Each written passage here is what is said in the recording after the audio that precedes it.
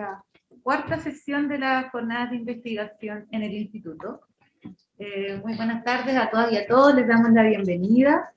En esta ocasión presentamos al profesor Giovanni Vecchio. Giovanni es profesor asistente del Instituto de Estudios Urbanos y Territoriales, es planificador urbano por el Politécnico de Milano y doctor en planificación, diseño y políticas urbanas de la misma universidad. Agradecemos la presencia en los comentarios de Víctor Orellana, arquitecto de la Pontificia Universidad Católica de Chile, máster en gestión de desastres y preparación comunitaria por el Centro Superior de Edificación de Madrid. Trabajó en el Ministerio de Obras Públicas, donde formó parte del grupo de trabajo de coordinación de la reconstrucción post-terremoto del 27F del 2010. Fue coordinador de proyectos SAT-REP, Tsunami Chile, Japón para la agencia JICA. Colaboró para el Project Management Institute en la construcción de nuevas metodologías y herramientas para la gestión de desastres a nivel global y fue subdirector nacional de la UNEM entre los años 2014 y 2018. El día de hoy, el investigador Giovanni Vecchio presentará los resultados del proyecto Territorios Antifrágiles, Capacidades Municipales de la Planificación en Territorios Vulnerables, realizado en conjunto con el equipo conformado por Roberto Moris, Magdalena Vicuña y Carolina Martínez y financiado por la Vicerrectoría de Investigación de la Universidad en el concurso de investigación interdisciplinaria. Gracias, Giovanni, te doy la palabra para comenzar con la presentación. Bueno, muchas gracias, Valentina, muchas gracias a todas, a todos por asistir. Me alegra ver varios de ustedes, sabiendo también que varios trabajan como en ámbitos diferentes de la planificación o que tienen que ver con la ciudad, desde la academia, desde la práctica. Así que, bueno, espero que lo que voy a presentar en los próximos minutos pueda efectivamente ser algo no solo interesante, sino que resuene con las aproximaciones de cada uno con los temas respecto a los temas de la planificación. Me di cuenta de algo, que en realidad no tengo una lámina de típicas conclusiones o resultados como algo escrito en la piedra diciendo aquí llegamos con el proyecto, sino que creo que el proyecto levanta más preguntas o direcciones futuras de investigación, así que espero que en ese sentido pueda ser interesante como este comienzo de un camino que me imagino podría recorrerse, digamos, digamos, a más largo plazo y ojalá llegando a más resultados. También otra premisa me parece fundamental y con mayor razón siendo que varios de los integrantes del proyecto están aquí, el hecho de que el proyecto es un equipo y muchos de los resultados, bueno, todos los resultados, las ideas, los conceptos que voy a estar presentando en los próximos minutos se deben al resultado del trabajo en conjunto con los colegas, que Valentina, Marina Vicuña, Roberto Moris, Carolina Martínez, de Patricio Vega también y Gabriela Bastías, que trabajaron como tesista en el proyecto, y de Pilar Hernández como ayudante de investigación. Eso ya que, aunque no esté la atribución quizás de quién ha trabajado más en algún tema en las próximas láminas, sí siento que el resultado, digamos, de un trabajo conjunto lo que voy a presentar a continuación. Y bueno, ahora efectivamente, ¿qué vamos a presentar a continuación? El proyecto Territorios Antifrágiles se, digamos, desarrolla a partir de una pregunta. Es decir, cómo los niveles de vulnerabilidad territorial, por un lado, y para el otro lado, la capacidad de planificación y gestión urbana a nivel municipal, a nivel comunal, inciden en la respuesta frente a escenarios de crisis. Una pregunta que tratamos de explorar específicamente en el caso del área metropolitana de Santiago. Entonces, los grandes elementos, por un lado la vulnerabilidad y por el otro la capacidad que las instituciones especialmente tienen para hacerse cargo, para enfrentar esta condición estructural propia de los territorios. Y el interés en el proyecto nace considerando que Chile es un país, es un territorio vulnerable por el hecho de estar expuesto a riesgo ambiental, sabemos que las diferentes, digamos, facetas de riesgo que enfrenta el país. También la desigualdad socioeconómica como un factor estructural es un elemento adicional de desigualdad, y también las instituciones son parte de esta ecuación, porque por un lado son un actor clave a la hora de hacerse cargo de esta vulnerabilidad, de tratar de enfrentar en el día a día, de tratar de enfrentar algunas ocasiones en las que esta se expresa de manera más fuerte, pero también pueden ser un factor adicional de vulnerabilidad, o lo que se define como factor subyacente de riesgo. Entonces, por este motivo, y considerando también el rol aún más relevante que han jugado las instituciones en el caso de la pandemia, y considerando también que la pandemia ha puesto en evidencia diferentes dimensiones de la vulnerabilidad territorial, la idea ha sido efectivamente tomar en cuenta el rol de las instituciones y cómo esta vulnerabilidad afecta, por un lado, territorios que enfrentan diferentes tipos de riesgo y por el otro también instituciones que tienen diferentes capacidades para hacerse cargo de esto. Así que, más concretamente, son tres los pasos que tratamos de dar en la investigación. Primero, elaborar un indicador de vulnerabilidad territorial, tomando en cuenta la dimensión físico-ambiental y la dimensión socioeconómica. De nuevo, esto en el caso del área metropolitana de Santiago, algo que ya orienta, si no limita, los resultados que pudimos desarrollar en el proyecto. Segundo, elaborar un indicador de capacidad institucional de planificación y de gestión. Y finalmente, llegar a identificar perfiles de respuesta que han tomado en cuenta, que han desarrollado las municipalidades específicamente frente a la pandemia. Entonces aquí tenemos un proyecto que toma en cuenta algunos elementos, elementos que estructuran una hipótesis finalmente. Primero que nada, que hablando de instituciones es clave hablar de municipalidades. Y esto porque, como ya se venía obviamente como argumentando desde antes de la pandemia, las autoridades municipales son la institución política mejor conectada con el día a día de la ciudadanía. Lo menciona Juan Pablo Luna, cientista político que viene trabajando también en este tema hace tiempo. La pandemia, bueno, el estallido social también han ido evidenciando aún más. Se ven aquí varios titulares que hablan del rol de los alcaldes frente al estallido, frente a la pandemia, un protagonismo justificado o anticipación de campaña electoral, pero sin duda un rol protagónico que se ha ido tomando y que ha ido poniendo en la primera línea las municipalidades como instituciones que han enfrentado algunas de las situaciones más emblemáticas del Chile de los últimos años. Otro elemento tiene que ver con el rol que potencialmente juegan las instituciones frente a emergencias como por ejemplo la pandemia. Es un resultado de un pequeño análisis realizado en los primeros meses de la pandemia, en 2020, donde tratamos de ver cómo la capacidad que tenían los individuos para hacerse cargo de las nuevas exigencias planteadas por la pandemia, la necesidad, por ejemplo, de desarrollar actividades desde la casa, entonces contar con conexión a Internet, la necesidad de quedarse en casa, viendo a través de los temas de hacinamiento, por ejemplo, y por el otro lado, la capacidad de las instituciones, a través de los recursos que tienen a disposición, en términos de dependencia del Fondo Común Municipal, en términos de cama hospitalaria a disposición, etcétera. Bueno, y vimos cómo efectivamente hay una estrecha relación entre la capacidad que en cada comuna tienen las instituciones y los individuos para poder enfrentar el contexto de pandemia. Entonces, eso como elemento que de alguna manera va a fundamentar aún más la hipótesis del proyecto. Y el tercer elemento, el elemento que de alguna manera podemos considerar también como un poco más nuevo, es el concepto de antifragilidad, que va de la mano con la definición de territorios o de municipios que se desarrolló en el proyecto. El concepto de antifragilidad es un concepto que nos parece interesante, un concepto acuñado por Nassim Nicolás Taleb, un economista que habla de cosas que ganan con el desorden.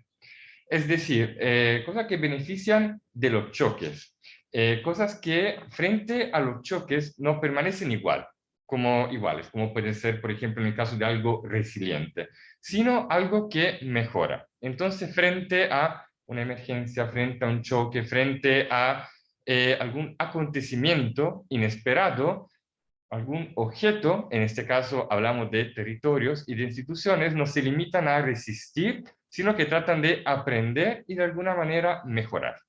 Entonces, por esto la antifragilidad, según lo que menciona Taleb, ayuda a comprender mejor la fragilidad y al igual que no podemos mejorar la salud sin reducir las enfermedades o aumentar la riqueza sin disminuir primero las pérdidas, La antifragilidad y la fragilidad son grados en un espectro. Una premisa quizá un poco poética, pero parece igual interesante para desarrollar una perspectiva quizá complementaria respecto a otra que se han desarrollado acerca de los temas de vulnerabilidad y fragilidad territorial.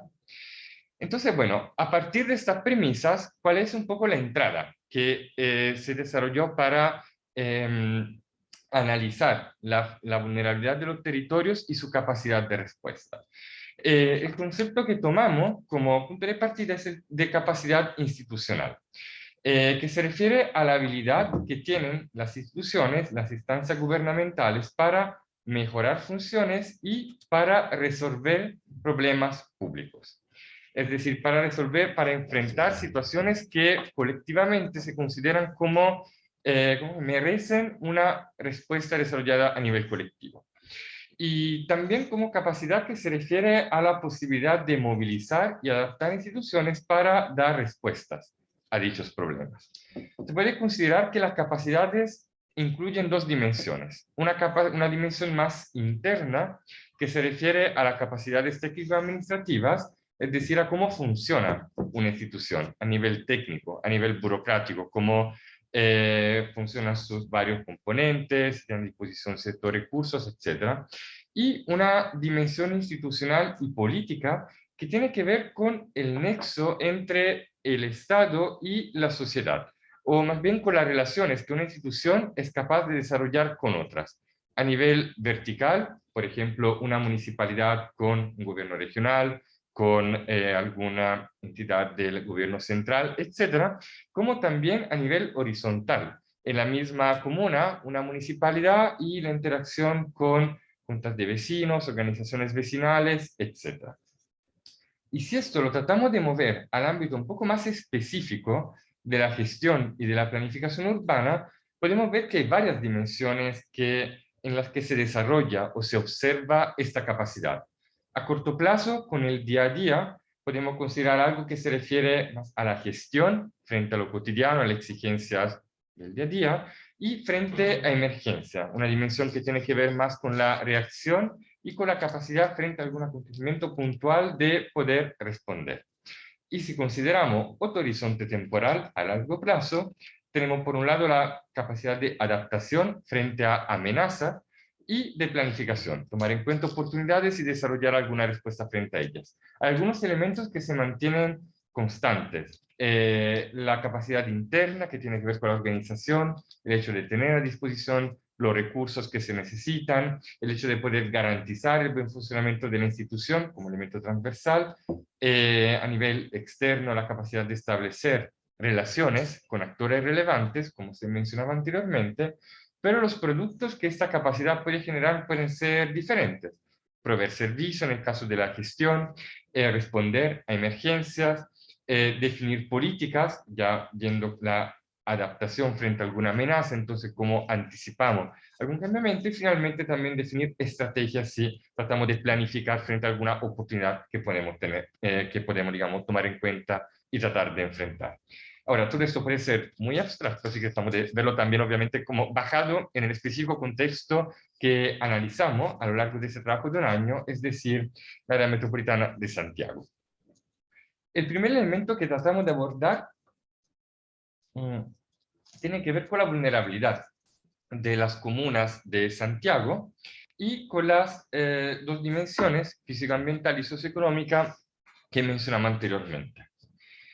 En relación a la vulnerabilidad físico-ambiental, analizando a nivel de zonas censales diferentes indicadores que tienen que ver también con la capacidad que, por ejemplo, los hogares tienen para enfrentarse a estas condiciones, por ejemplo, ambientales, considerando, por ejemplo, la materialidad de la vivienda, o también considerando la presencia de infraestructura crítica en zonas de riesgo, se desarrolla una reconstrucción de la vulnerabilidad física ambiental que evidencia sobre todo la zona norte de la ciudad como zona de mayor vulnerabilidad.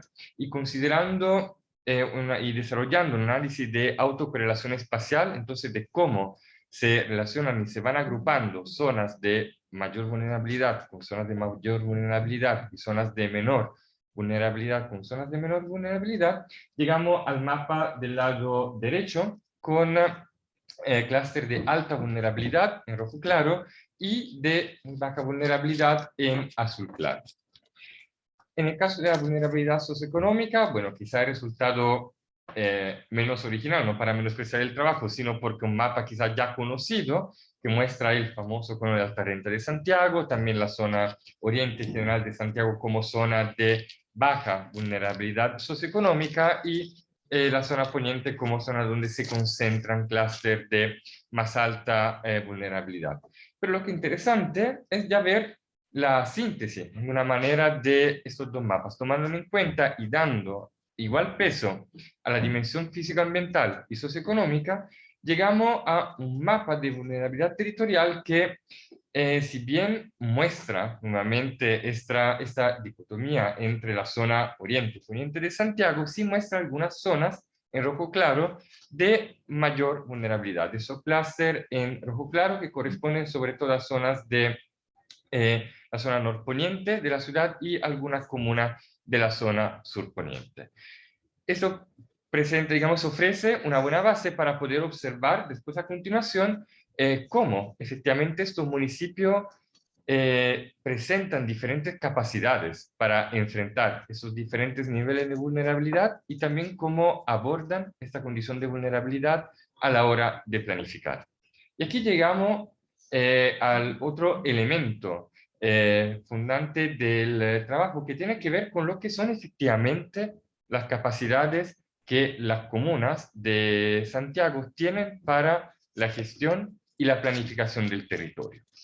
Con un índice que tome en cuenta efectivamente estas dos dimensiones, no se ve mucho, así que trataré de presentar un poco más en detalle, este índice que se compone de una dimensión de gestión que tiene que ver más bien con el día a día del trabajo de las municipalidades, que tienen que ver con los recursos humanos a disposición en términos de cantidad de personas, en términos de profesionales también por número de habitantes, que tienen que ver con los recursos financieros, y aquí juega un rol fundamental la dependencia del Fondo Común Municipal y también la provisión de ciertos equipamientos y servicios públicos.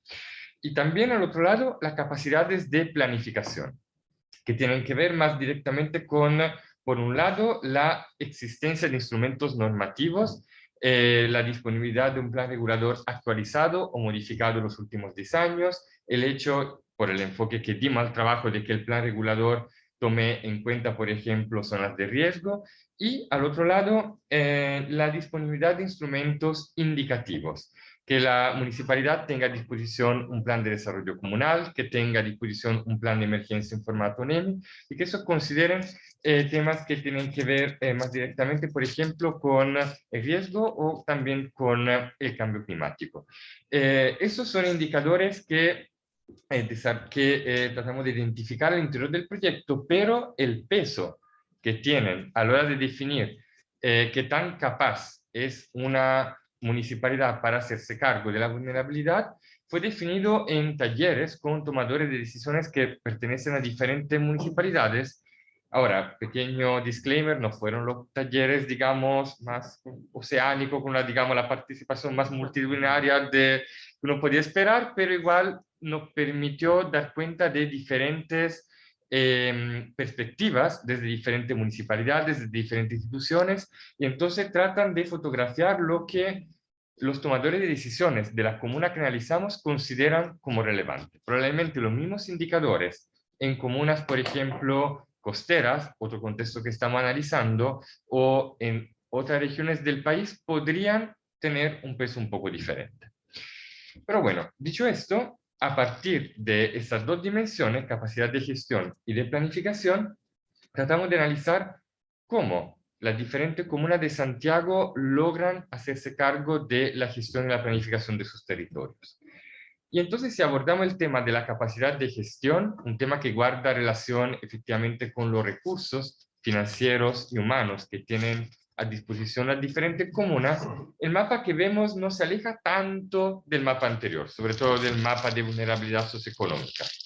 Aparece de nuevo, destaca el sector oriente de la ciudad y aparece la zona sur como zonas con capacidades medio bajas. Pero aquí podemos decir, estamos observando algo esperable, sobre todo porque los varios elementos que componen este indicador tienen correlaciones bien robustas entre sí, sobre todo por lo que se refiere a los recursos financieros y los recursos humanos. Donde cambia la fotografía, y nos parecía uno de los resultados más interesantes del proyecto, es a la hora de ver la capacidad de planificación de la comuna. Aquí desaparece finalmente el cono de alta renta de Santiago y aparece otra línea de demarcación entre una zona central y oriente también con capacidades medio altas, donde Las Condes y San Miguel o San Joaquín aparecen al mismo nivel y aparecen algunas comunas con baja capacidad, en este caso específicamente San Ramón, Pedro Aguirre Cerda y Lampa, y otra zona más en el sector surponiente con comunas de medio baja capacidad.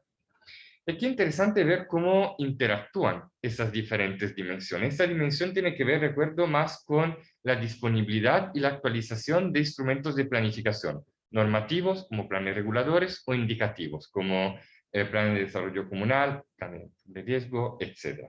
Aquí es interesante ver, iré nombrando un poco más directamente las comunas si no se ve muy bien, cómo algunas comunas en realidad tienen una situación parecida a pesar de tener a disposición capacidades de gestiones diferentes. Entonces, por ejemplo, San Miguel, a pesar de tener una mediana capacidad de gestión, tiene una alta capacidad de planificación, al igual que Vitacura. O al contrario, en el grupo de comunas que tienen una mediana capacidad de gestión y de planificación, aparece Renca, aparece Recoleta, pero también La Reina, una comuna que normalmente tiene un nivel socioeconómico, digamos, más alto respecto a otras comunas que se encuentran en el mismo grupo. Así que de esto parecía, digamos, un elemento interesante porque muestra cómo, primero, detrás de los indicadores hay probablemente otros elementos que explican cómo comunas con condiciones estructurales parecidas tienen resultados diferentes y también viceversa. Comunas que tienen condiciones diferentes terminan demostrando tener una capacidad de planificación similar, aunque obviamente el indicador muestra solo parte de la realidad.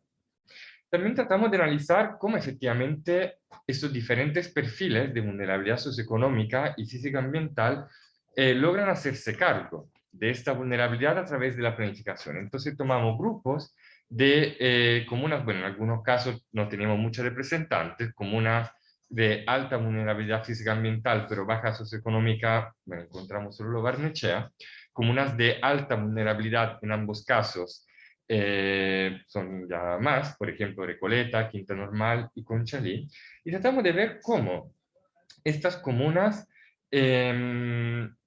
logran desarrollar efectivamente su planificación, entonces qué tipo de capacidad de planificar demuestran a la hora de considerar tanto la disponibilidad de instrumentos de planificación como también los contenidos, o por lo menos parte de los contenidos de esos instrumentos, sobre todo más en relación a los temas de vulnerabilidad.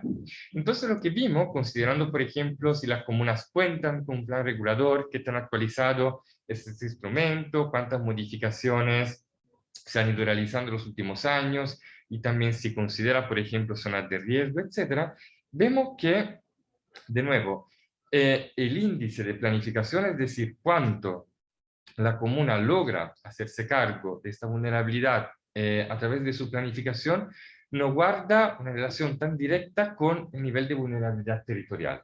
Entonces tenemos una comuna con muy alta vulnerabilidad y también muy alta capacidad, digamos, de planificación, que es, por ejemplo, Quinta Normal, o también Conchalí, que demuestran tener una capacidad parecida a la de Lo Barnechea, que es una comuna obviamente mucho menos vulnerable si consideramos tanto la dimensión física ambiental como también la dimensión socioeconómica de la vulnerabilidad. Entonces, esto demuestra de alguna manera la importancia de ir excavando un poco en lo que ocurre efectivamente en las diferentes comunas, primero que nada por lo que son los contenidos de sus instrumentos de planificación, pero también lo que son los mecanismos de gestión de planificación que llevan comunas en condiciones parecidas a actuar de manera diferente, más o menos eficaz, a la hora de hacerse cargo, por ejemplo, de los temas que tienen que ver con la vulnerabilidad de un territorio.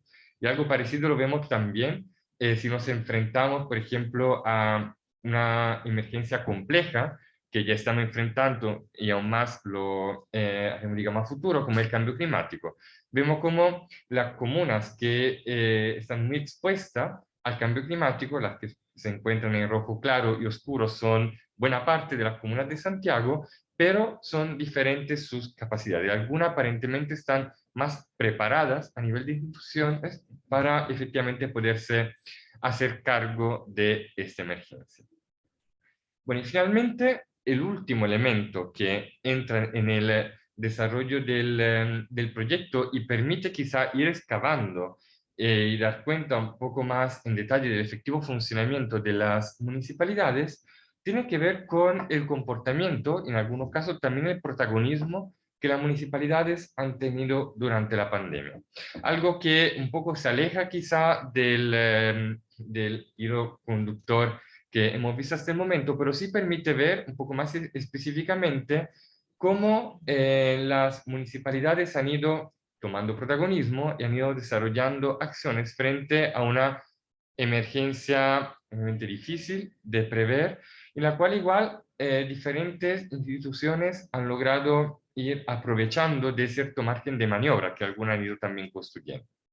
Así que lo que hemos hecho ha sido primero que nada un mapeo de las iniciativas que las diferentes municipalidades, de nuevo en el caso de Santiago, han ido desarrollando durante el primer año de la pandemia, a través de la información que las municipalidades iban presentando en en su página web, también en las actas de los consejos municipales, etc.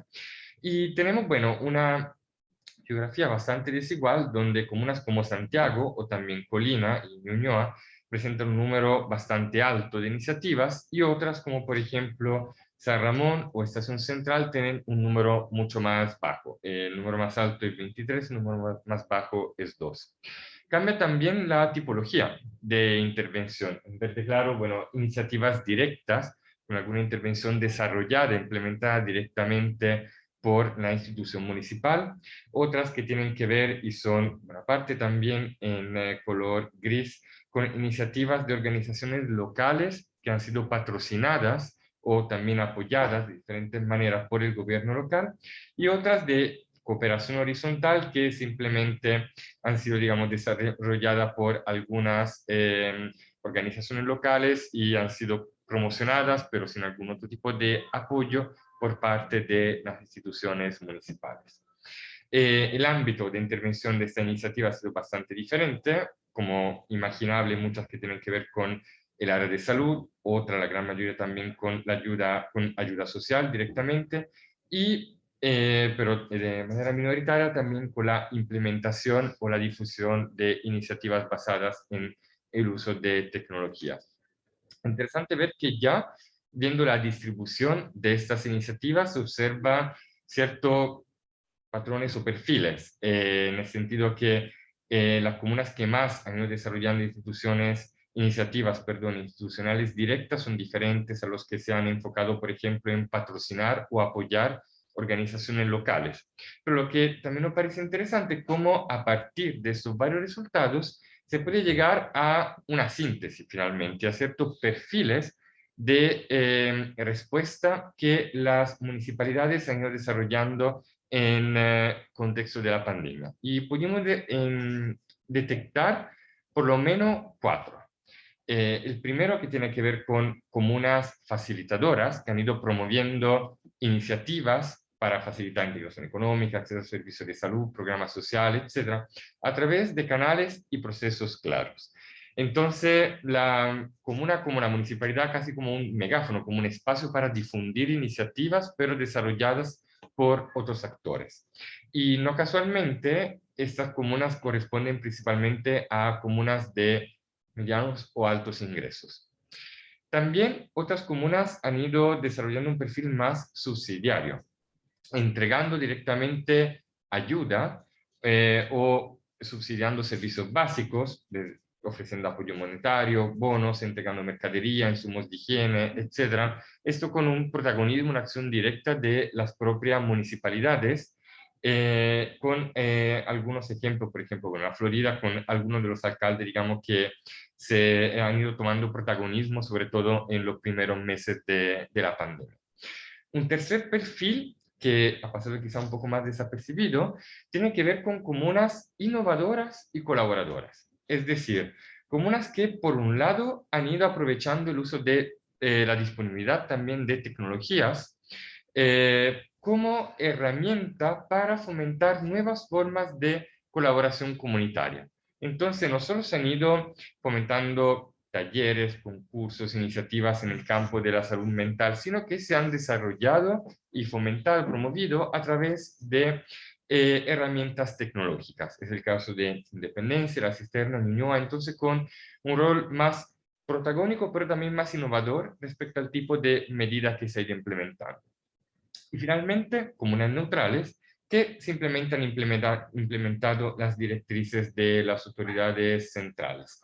Cabe destacar que lo han ido haciendo estas comunas con diferente intensidad. Algunas se han, digamos, limitado efectivamente a implementar lineamientos, sugerencias que hayan sido desarrollados por, digamos, instituciones del gobierno central, y otras, al contrario, igual habían tenido niveles de protagonismo un poquito más altos, pero finalmente dentro del marco de lo que había sido establecido por, digamos, el Ministerio de Salud y en general las instituciones centrales.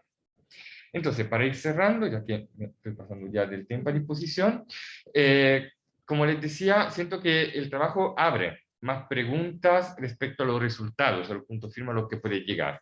Y siento que como gran interrogante de fondo, por lo menos la que me queda después de este proyecto, y pensando también en la planificación y la gestión del territorio en el día a día, es que es importante entender no solo qué decisiones hay que tomar, sino también cómo poderlas llevar a cabo. Es decir, no solo decir lo que se debería hacer para tener ciudades con que garanticen mayor calidad de vida, más sustentables, más resilientes, que pueden enfrentar con de mejor forma el cambio climático, sino también cómo hacer que estas indicaciones puedan efectivamente traducirse en decisiones que se toman e implementan.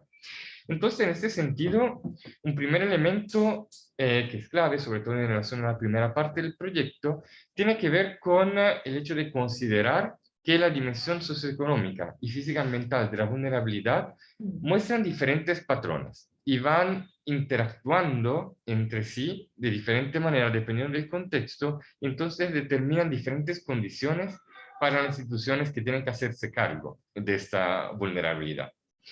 Un segundo elemento tiene que ver más directamente con la capacidad de las municipalidades. Esta, como hemos ido viendo, tiene que ver solo en parte con los recursos que una municipalidad tiene a disposición.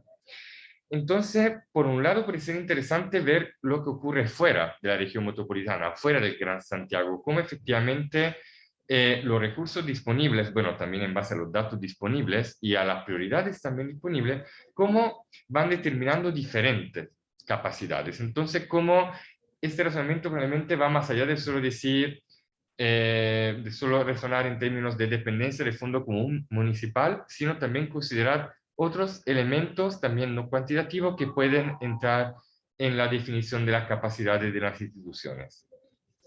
Y aquí el tercer elemento es que los indicadores son un elemento muy potente, pero también parcial a la hora de dar cuenta de lo que ocurre efectivamente en la realidad, y no explican por sí solos, por sí mismos, por qué comunas con diferentes condiciones muestran resultados parecidos y viceversa. Entonces, aquí creo que clave es analizar el funcionamiento interno de los municipios, cómo van construyendo relaciones con otros actores, pero sobre todo, quizá desarrollar casos de estudio acerca de problemas emblemáticos de planificación, tanto en caso de comunas que hayan logrado enfrentar problemas estructurales emblemáticos, como también en caso de problemas recurrentes. Entonces, ver cómo esta capacidad se va formando, se va estructurando, va actuando en terreno, y entonces cómo lo que vemos a través de indicadores se complementa o se cuestiona a través de lo que también se puede observar en el día a día de la acción de las instituciones. Y finalmente, bueno, como preguntas que van probablemente mucho más allá de lo que es el alcance del proyecto, pero creo que quedan ahí como elementos para reflexión, una reflexión acerca de quién efectivamente gestiona y planifica el territorio. Son solo los municipios, que en muchos casos los debates públicos, también ahora en el marco de la Constitución, se cargan de muchas responsabilidades. Son las instituciones más cercanas, son las que mejor respuesta han dado, pero tienen que hacerse cargo de todas las dimensiones que tienen que ver con gestión y planificación del territorio. Y también la planificación pasa solo por el plan regulador comunal, o hay otros elementos por donde quizás se puede dar la gestión y la planificación del territorio. Pero como decía, estos interrogantes van mucho más allá del alcance del proyecto, y espero que puedan abrir una conversación interesante en los próximos minutos. Muchas gracias por la atención. Gracias a ti, Giovanni,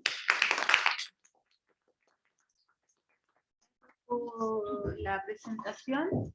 Ahora damos la palabra a Víctor Orellana para que haga los comentarios, y luego Giovanni responde, y abrimos la mesa para que quienes están aquí presentes puedan comentar, hacer preguntas y debatir. Sí. Ya, muchas gracias. Bueno, agradezco también la invitación de Giovanni, también la sugerencia de la Magdalena, en el fondo, por invitarme aquí a mi escuela también. Vengo poco, la verdad, pero como arquitecto también hay un, bueno, un poco dijeron al principio la experiencia que he tenido en temas de gestión de riesgo y emergencia. He tenido harta y bien directa, no sé si lamentablemente o afortunadamente, pero eso de alguna forma uno como arquitecto también lo pone, y a los demás, en el fondo, como la duda en qué puede hacer un arquitecto en este mundo. De hecho, nuestras conversaciones que tuve con Mario Villas, una vez que trabajamos juntos, me decía, bueno, ¿qué puede hacer un arquitecto en estos temas de emergencia y riesgo? Bueno, algo que yo no he contestado todavía, así que estoy en esa reflexión, pero hay algo de poder enfrentarse como a un problema complejo que te deja un poco esta formación, ¿no? Que uno se da cuenta después, ¿no? Y siempre hay algo que aportar desde esta profesión, desde esta formación, y en ese sentido agradezco que también aquí en la escuela se empiece a hablar de estos temas. En esta aproximación un poco como de aterrizaje, pero es bueno porque creo que tenemos mucho que hacer. No sé si todos son arquitectos, pero a lo mejor estamos en la escuela de arquitectura, pero todos estamos vinculados finalmente en el tema de los estudios urbanos y lo que sucede en el territorio, ¿no?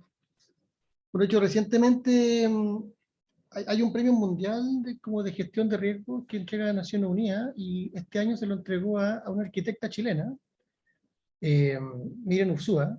Ella es un personaje bien interesante, una mujer bien interesante que vive en México, ¿no?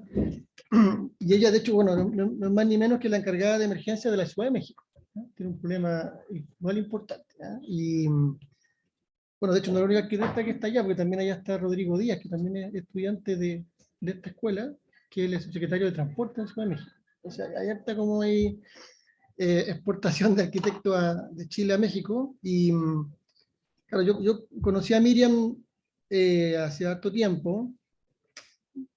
De hecho, un dato que es bien singular: ella estuvo en la terna final para ser directora nacional de ONEMI, ¿no? Hace como 8 o 9 años. Junto con el que ganó ahora, que es Ricardo Toro, que es general de ejército, que fue uno de mis jefes. Y otro arquitecto más que pensé que iba a estar acá, Roberto, pero no está. Pero es interesante que a la terna de directores nacionales de ONEMI hayan llegado 2 arquitectos y un general de ejército. Por ahora pronto, el próximo año este año, se viene el concurso de nuevo, porque se acaba el ciclo de Ricardo Toro de 9 años, que tiene que acabar por ley, digamos, y se abre otra vez esta discusión. Vamos a ver ahora qué reflexión se abre, porque ya no estamos en el escenario post-27F, que fue el que originó, digamos, todo ese proceso. Y mucho tiene que ver con lo que habla Giovanni con este proyecto, que ya hay ciertos temas que en el diagnóstico ya están súper asentados, digamos, que son escalones que ya se han alcanzado, que el 2010-2011 por 27F no eran ni parte de la discusión, y se pensaba llegar a este nivel como de análisis, de diagnóstico, de ver donde efectivamente estaban los problemas que estaban generando riesgos, ¿no? Más de ir a reparar y resolver, que era el ánimo del post-27F. Entonces ya estamos en ese punto de inflexión, y va a ser re interesante qué discusión somos capaces de plantear todos como sociedad, de cuál es el sistema que queremos ahora, cuáles son los liderazgos que necesitamos ahora. No sé si arquitectos o exmilitares, pero puede haber muchos más. Planificadores urbanos. Planificadores urbanos, por ejemplo, que ahora sí. Bueno, geógrafos, ¿no? Lo que sea, pero digamos, hay cierta sincronía, porque aparte también el año pasado se promulgó la nueva ley de todo este sistema, que también fija una manera, o intenta fijar una manera de imponer un nuevo paradigma, que vamos a hablar un poco de eso más adelante. Pero eso, de hecho, cuando Miriam recibió el premio, destacaba mucho este rol de los gobiernos locales, ¿ah? Ella está a cargo de un gobierno local que es gigante, ¿cierto? O sea, en el censo, Ciudad de México tiene 9 millones de habitantes, pero en el día a día hay casi 20 millones de personas que circulan por ahí, que pueden tener una emergencia de las cuales Miriam tiene que hacerse cargo. Entonces, es un trabajo grande, ¿ya? Y ella en su formación tiene esa aproximación que es multívoca, que es simultánea, que es de todo al mismo tiempo, que nada es más importante que otra cosa, sino que todo es igual de importante al mismo tiempo, y es una dificultad, digamos, de este tipo de trabajo, y algo en que la arquitectura algo puede ayudar, ¿no? Ahora, como lo señalaba, ¿cierto? El aporte del estudio de este proyecto, ¿cierto? Es interesante porque por un lado consolida un diagnóstico en el cual hemos ido poco a poco dándonos cuenta de que esto efectivamente es lo que va generando el riesgo, que finalmente es el que le da trabajo a la ONEMI. La ONEMI siempre está ahí cuando todo esto falla, ¿cierto? O sea, cuando todos los planificadores fallan, los economistas, cuando el modelo falla, entra el sistema de emergencia a actuar, ¿ya? En ese sentido, lo interesante es que en todo este tiempo, de alguna forma, se ha empezado a trasladar el énfasis a ese punto y se ha desonemizado el diagnóstico, digamos, y la conversación. Y eso es bueno, ¿no? Porque ya resolvimos un poco la deficiencia o las fallas del reparador de automóviles, pero ahora estamos trabajando con el que maneja el auto, ¿ya? Con el que se pasa con roja, con el cinturón, o sea, con el que efectivamente está generando riesgo, ¿ya? Y ahí hay que avanzar sobre detectar cuáles son esas fuentes de riesgo. Y ahí el concepto de vulnerabilidad que planteaba Giovanni como un indicador importante tiene que ver con eso, porque ya está también asentado como concepto, vaya el eslogan, ¿cierto?, de que los desastres no son naturales, ¿cierto? O sea, y porque hay condiciones del modelo, digamos, económico, social, político, cultural, que no tienen nada que ver con la naturaleza, que son los que van de alguna forma empujando, gatillando lo que luego llamamos desastre. Ahora, esta idea también de proponer un instrumento para poder ver esto, para hacer un foco, es bueno también que converse, así como lo hizo, con otras experiencias que tuvimos en ONEMI en algún momento, que fue, también hicimos un esfuerzo por generar un indicador de factores subyacentes de riesgo. Está publicado en la página ONEMI, lo pueden ver, es bien interesante como metodología, como resultado, como proceso, de hecho, porque fue una metodología bastante inusual para lo que se espera que pueda hacer ONEMI, digamos. Igual contratamos un consultor, muy bien experto en estos temas, en temas de análisis multicriterio, que luego definió una manera de poder analizar cada comuna, las 350 y tantos, ¿ya? Y en un proceso de autoevaluación de los directivos municipales, generar un indicador absoluto, que fue también como les pasó al estudio de Giovanni. De repente parecía que tenía el mismo riesgo Vitacura que una comuna de cualquier parte de Chile, y que podía decir, oye, pero si tú hacías el doble clic y el triple clic, empezaba efectivamente dónde estaban los puntos que en el promedio se escondían, ¿ya? De hecho, este factor está hecho en base a 41 variables, ¿ya? Que también tienen que ver con ordenamiento territorial, cambio climático, recursos naturales, con socioeconomía y demografía, y con gobernanza. Son las áreas. Entonces, yo los invito a verlo porque está re interesante. Usted lo buscan, aparece y tiene un reporte por cada comuna, ¿ya? Es bien. Ahora, las últimas comunas se terminaron por ahí por el 2020, ¿ya? Así que hay un proceso que hay que actualizar, pero ahí va como avanzando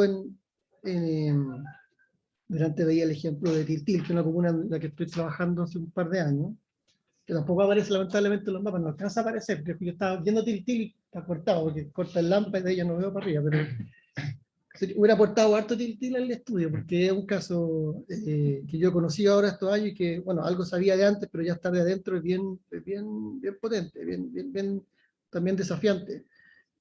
Bueno, ese informe de tiltil que aparece ahí en el sitio de ONEMI tiene 23 páginas, ya las conté. De la 1 a la 5 como que analiza y evalúa, y de las 6 para adelante son recomendaciones y propuestas de medidas para poder mejorar esos indicadores. Y es un punto que, bueno, yo mismo, siendo su director, critiqué de mi equipo, de fondo, pero que igual ahí quedó, que para una comuna como Tiltil o para varias más, es súper inviable poder tomar esa recomendación. Son 20 páginas de recomendación. Y que al final, claro, te ponen como un piano encima de la espalda y es difícil poder salir adelante con eso. Entonces hay un tema ahí de la capacidad de poder enfrentar eso, habiendo acordado un diagnóstico, bueno, qué hay que hacer y cómo lo hacemos, y de dónde sacamos los recursos para hacerlo, ¿ya? Y ahí está una clave, ¿cierto? El tema de la falta de recursos que mostraba el estudio, tanto los humanos como los financieros, es un tema, ¿cierto? Para un país como el nuestro, donde ya se ha hablado, ¿cierto?, de la mala distribución de estos ingresos, y de qué forma esto, en este tema de emergencia, golpea súper claramente y nos muestra que eso efectivamente no se está haciendo bien, ¿ya? Ahí me tocó en ONEMI trabajar desde mi línea digamos, de trabajo es desde el primer día de trabajo, que fue el terremoto de Iquique, el 1 de abril, el día del terremoto de Iquique, hasta el 2017, que fue, no sé, el último grande que me tocó ver fue el aluvión de Santa Lucía, en la zona de... Y bueno, entre medio de los otros terremotos, volcanes, aluvión, etcétera, incendios. Y claro, yo no podía ir viendo efectivamente cómo, por ejemplo, el terremoto de Illapel, que se llama en el 2015, claro, golpea distinto Illapel, Coquimbo, La Serena, Conbarbalá, Punitaqui, ¿cierto? El mismo terremoto, ¿ya? Y eso que tiene que ver el terremoto como un fenómeno natural, porque eso sí que golpea distinto dependiendo de las condiciones de vulnerabilidad base, ¿cierto? Y eso para un sistema que tiene que reaccionar de manera súper rápida e incluso muy masiva, es súper complejo poder llegar a ese nivel de enganche entre la necesidad y la oferta, ¿cierto? De ayuda humanitaria, por ejemplo, ¿ya? Eso es súper difícil hacerlo en ese momento y a ese nivel de especificidad y al tiempo que se requiere. Entonces hay una dificultad ahí de un sistema que es súper centralizado, como de ONEMI, digamos, y que declara una estructura digamos, del diseño en el papel, que tiene una manera de operar que, bueno, que es súper vertical, porque es centralizada, digamos, ¿ya? Y que digamos, es fuerte decirlo, pero funciona en la medida que sube, digamos. O sea, está hecho para que suba lo más rápido posible al nivel más alto, ¿ya? Porque en ese nivel están los recursos. El problema es que mientras eso va subiendo, el desastre va creciendo, ¿cierto? Y se va extendiendo, y va rompiéndose más, y va muriendo más gente, y se va quemando más cosas, digamos. Entonces, pero el sistema está hecho así, ¿no? Y claro, y ahí no son sinónimos decir emergencia, desastre y catástrofe, no son sinónimos, ¿no? Tiene que ver con esa dinámica de algo que parte a nivel local y que puede ser contenido a nivel local, que es lo que llamamos emergencia, ¿no? Pero que a la medida que esos recursos locales son superados y requieren el apoyo de un nivel superior, estamos en lo que llamamos un desastre, ¿no? Esa es la nomenclatura y el glosario, digamos, no sé si técnico, pero así como nosotros lo vamos estructurando. Y que luego cuando hablamos de catástrofe, hablamos de un concepto que no es tanto comunicacional, digamos, sino que tiene que ver cuando ya los recursos nacionales son sobrepasados y tenemos que ir a pedir ayuda o recibir ayuda externa de otros países, ¿ya? Eso fue lo que ocurrió el 27F, por ejemplo, o lo que nos ocurrió a nosotros, que me tocó a mí en los incendios del 2017, ¿ya? Entonces, esa dinámica de escalamiento que el sistema reconoce, en realidad es un poco la trampa, digamos, porque un alcalde no puede contratar un supertanker, no tiene cómo, ¿no? Entonces, para tener el supertanker, esto tiene que subir y tiene que llegar a ser de nivel nacional. Y a esa altura ya tienen que haber, no sé, muchos cientos de miles de hectáreas quemadas, ¿ya? Entonces, por otro lado, el mejor incendio que se apaga con el pie. Y todos estos incendios parten, en el fondo, muy pequeños, pero empiezan de alguna forma a crecer en severidad, digamos, y ahí el sistema empieza a tratar de articularse hasta que llega un momento en que tienen que poner todos los recursos disponibles o pedir ayuda de otros países, ¿ya? Entonces, claro, en ese esquema, lo que se espera obviamente es que no todas las emergencias se transformen en desastre, y menos que se transformen en catástrofe. ¿Ah? Y ahí obviamente la aspiración que tiene este nivel de más abajo, que el nivel local, que debe ser el más fuerte, porque efectivamente ocurren todos los días muchas emergencias que nosotros no alcanzamos a conocer como desastre, eso es verdad. Pero sí las de mayor connotación son lamentablemente las que generan mayores pérdidas, ¿verdad? Y que son las que tienen que finalmente gestionarse a nivel nacional. Entonces, claro, ese eslabón que debería ser el más fuerte, finalmente el más débil, ¿ya? Y sobre el cual, obviamente, uno espera que su nivel de contención sea el mayor posible, pero no lo es, ¿ya? Y eso, claro, en eventos que pueden ser muy localizados, como un incendio, claro, es distinta la situación a, por ejemplo, un gran terremoto que afecta a varias comunas al mismo tiempo, ¿ya? Y también hay que hacer como ciertas salvedades. Pero claro, entonces ese esquema, en la medida que va funcionando y que logra sumarse, o sea, logra activarse rápidamente, incluso primero desde el nivel nacional, porque puede ser, si hay un gran terremoto, de los grandes que tenemos aquí en Chile, digamos, el nivel comunal y el regional son rápidamente superados, entonces se activa inmediatamente el nacional. Eso casi ya, de hecho, es así, se autoconvoca, ¿no? Eso está parte del protocolo. Entonces, empieza esto quiere operar de arriba para abajo, ¿no? Y ahí en el intertanto se encuentran. Entonces, la experiencia del COVID que marcaba el estudio también fue interesante porque se esperaba, varios esperábamos, a esa altura yo ya estaba fuera de ONIMI, que mucho de la musculatura que se había entrenado, generado en estos 10 años de aprendizaje post-desastres complicados, en el fondo, podía ser de alguna forma aprovechar esta instancia, que era efectivamente un tipo de emergencia que aparece en los libros como una emergencia que el sistema puede gestionar, pero que en este caso, por varios motivos, digamos, no se activó, digamos, como dispositivo, ¿no? Finalmente, la ONIMI es un dispositivo, no tiene, por así decirlo, voluntad propia de ser activado, tiene que ser activado por alguien, ¿ya? Y ese que lo activa es el mando de autoridad, el mando político, ya sea el alcalde, el gobernador, intendente o delegado, o el Ministerio del Interior. Si no se activa, no funciona, ¿no?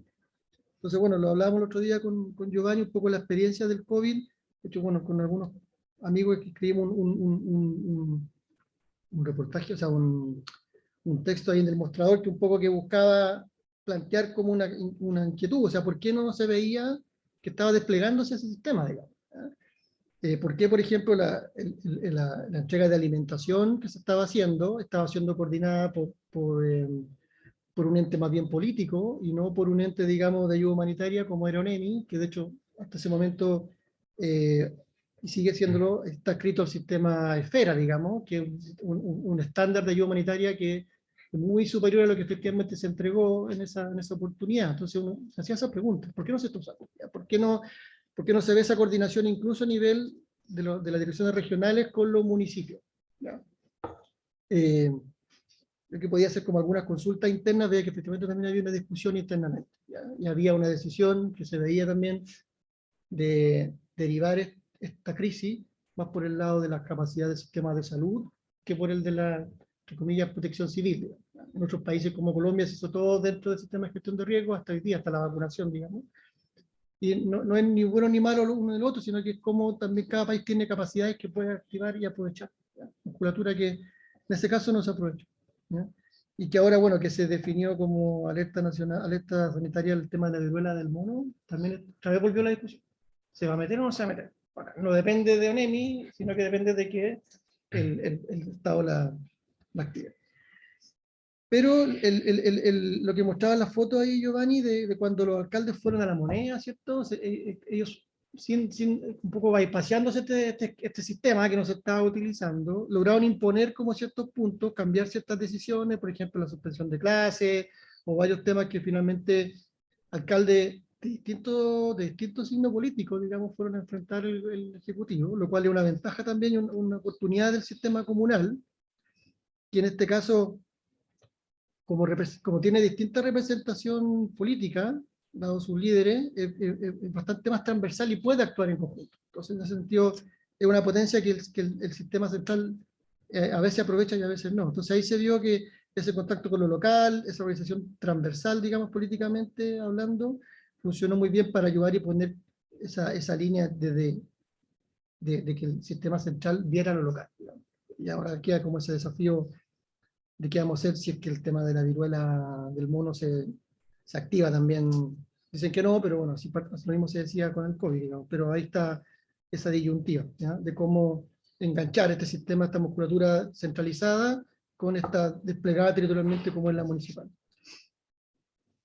Y bueno, yendo al final en términos de cómo esto puede ir proponiendo soluciones, digamos, a partir de cierta experiencia, yo traía dos, en las cuales he tenido la oportunidad de colaborar, que a lo mejor pueden ir de alguna forma aportando ciertos rasgos en términos de cosas que antes se pueden hacer, ¿ya? Y que desde el caso a caso uno puede ir generando una práctica que puede ser más difundida.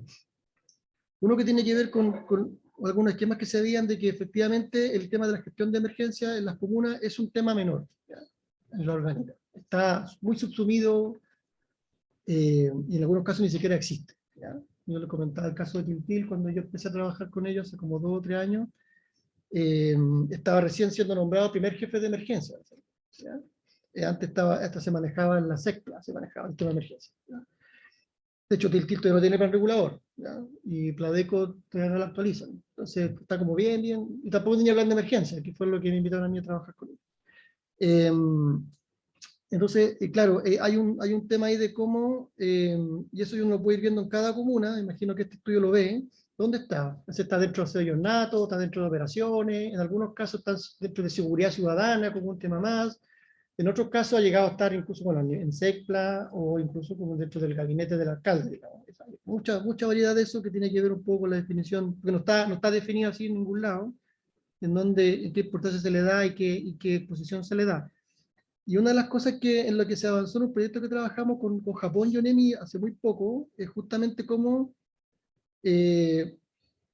fortalecemos a ONEMI para que, sin dejar de hablar con lo que responden a las emergencias, también converse con los planificadores, ¿ya? Que no es una capacidad que ellos tengan entrenada, en el fondo, ¿no? Su contraparte de los municipios no es el SECPLA, es el encargado de emergencia o a lo más el DIDECO, digamos, ¿ya? Entonces, ¿cómo establecer esa conversación entre el mundo de la emergencia y el mundo de la planificación territorial, local, digamos, comunal? Justamente a través de la vinculación de los instrumentos de planificación, desde la emergencia y la reducción del riesgo, con los instrumentos de planificación territorial como el Pladeco y el plan regulador, buscar ese link, ¿ya? Y ahí se avanzó en un proyecto con la cooperación japonesa que trabajó en San José de Maipo y en Dicantén, que ayudó a vincular eso. Y incluso con el ánimo de no traer algo como nuevo ni extra, porque siempre con nuestro público, cuando uno trae algo nuevo es como que es más trabajo.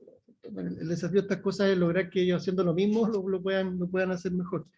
Y ahí, claro, en esa vinculación se generaron instrumentos para que ellos puedan vincular esas planificaciones que exige ONEMI con las planificaciones asociadas al Pladeco. Y ahí a todos, de alguna forma, se le abre la perspectiva, porque se dan cuenta que mucho de lo que se hace efectivamente son iniciativas que van hacia la reducción del riesgo y que no están declaradas así, ¿ya? Que puede ser desde un proyecto de agua potable, electrificación, vereda, lo que sea, digamos. Todo eso de alguna manera va a apuntar a reducir el riesgo de algún desastre, que puede ser que ocurra en algún momento. Entonces, de esa manera enganchamos lo que es el tema de la reducción de riesgo como una línea transversal de gestión, no como un departamento estanco, ¿ya? Como algo que tiene que estar presente en educación, en salud, en vivienda, en todos los departamentos, ¿ya? Porque finalmente cuando nosotros queremos reducir el riesgo de un desastre es que queremos que no se interrumpa nuestro desarrollo, ¿cierto? Que es lo que hacen los desastres, ¿ya? Nosotros tenemos un plan que se llama Pladeco, que dura 4 años, que tiene un presupuesto, tiene una orientación, y eso funciona bien hasta que ocurre un desastre. Y eso pasa también a nivel presidencial, digamos, a nivel nacional, como le ocurrió a Piñera 1, digamos, que entró con el 27F y su plan de gobierno, digamos, tuvo que de alguna forma ser transformado o reorientado. Entonces, en la medida que podemos asociar la gestión permanente territorial a la reducción del riesgo de los desastres, digamos, como disruptor del desarrollo, yo creo que podemos buscar una manera de poder generar sinergia interna, incluso dentro del mismo municipio, ¿ya? Y con los actores como NEMI que ahora empiezan a hablar un nuevo lenguaje desde la planificación, que eso no lo hacían antes, y eso es súper bueno en fondo para ellos también. Les obligaba incluso a hablar como idioma distinto, digamos, y meterse en la inversión de preventiva y planificación, ¿ya? Y el último concepto, el segundo, tiene que ver con la experiencia que estamos trabajando en Tiltil, digamos que es una comuna compleja, ustedes la conocen, ¿cierto? Una comuna que, como les decía, no tiene plan regulador, pero sí tiene, bueno, tiene dos grandes relaves mineros, grandes, digamos, depósitos de gestión de residuos, y bueno, y varios más, que están fuera del ámbito del plan regulador comunal, pero que están ahí en ese mismo territorio, y que tienen que ser, digamos, gobernados por el nivel municipal. Y ahí en esta línea, una experiencia positiva fue este trabajo de este plan de emergencia comunal, que es el inicio de un proceso de largo plazo de asociación público-privada, digamos, bien positiva, y lo digo yo incluso viendo desde los actores que operaron, digamos, que no es solamente gobierno-empresa, sino que gobierno-empresa y con la comunidad organizada como variador de esto, ¿ya? Como de alguna forma revisor de esto y validador de que este proceso fuera transparente, digamos, con los cortafuegos necesarios para que no se generaran ningún traspaso, digamos, o sea, que no correspondiera dado que se transfieren recursos, ¿ya? Entonces, con financiamiento, digamos, de distintas empresas, mineras, ¿cierto? Todas estas que están en el territorio, con el trabajo de la municipalidad y muy de cerca monitoreado por la comunidad, se genera esta planificación que marca una manera de poder, propone una manera de poder enfrentar esto desde también la asignación de recursos que no hay, que no hay a nivel municipal, ¿ya? Porque estas empresas tienen mucha plata y generan muchas líneas de cooperación territorial, pero no en estos temas, ¿ya? Porque a la empresa obviamente le cuesta hablar mucho de la emergencia que ellos mismos provocan, ¿cierto? O sea, eso es difícil que una empresa lo haga, pero las forestales lo están haciendo cada vez más. Y ahora las mineras, ¿cierto? Con lo que son los tranques de relave, están siendo también de alguna forma, no sé si empujados, pero motivados por sus definiciones de marcos internacionales, ¿cierto? Por las presiones corporativas de meterse en estos temas, ¿ya? Y lo están haciendo yo creo que bien, ¿no? En el sentido de que están buscando cooperar en esto, sin quitar la responsabilidad al administrador del territorio, que es la municipalidad, ¿ya? Esto no es greenwashing, digamos, puro y duro, sino que efectivamente trabajar cada uno con lo que puede hacer, pero poner aquí la jefatura del gobierno comunal y eso se respeta y se impone, digamos. Y está, por último, la comunidad organizada velando porque eso sea así, ¿ya? Y eso miró un ejemplo que